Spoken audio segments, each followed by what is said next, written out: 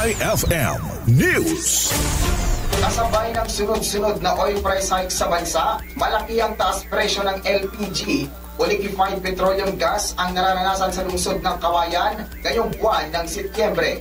Sa nakuhang impormasyon ng 98.5 IFM Kawayan kay Jason Sagabaen, ang LAR Enterprises sa Sulain, 73 pesos ang itinaas ng kanilang ibinebentang 11 kilograms na LPG na dati ay 888 pesos kada kilo, ngayon ay pumalo na sa 961 pesos kada kilo. 1,922 pesos naman ang 22 kilograms na kanilang ibinebentang LPG na dati ay 1,900 pesos kada kilo, samantalang nasa 4,860 pesos na ang presyo ng kanilang 50 kilograms na LPG. Aniya, ang nakikitang rason sa patuloy na pagtaas nito ay dahil sa nagkukulang na supply sa mga inilalagay sa tangke na galing sa ibang bansa. Bagaman marami silang natatanggap na reklamo galing sa mga consumer dahil sa pagtaas nito ay wala sila anyang magagawa dahil sinusunod lang nila ang presyo nito. Samantala, narito ang kanyang naging payag sa kanilang mga consumer.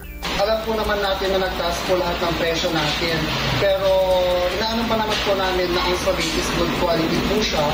Convert mo naman sa ibang mga natin, sa ibang target po natin. At saka nakakasiguro din po kami na safety lahat po ng product natin. Kahit ito po ay natin. At yan muna ang ating ulat sa mga oras na ito. Ako si Reward Pata para sa 98.5 IFM. Adel mo sa balita, tugtugan at public service, Idol. IFM News.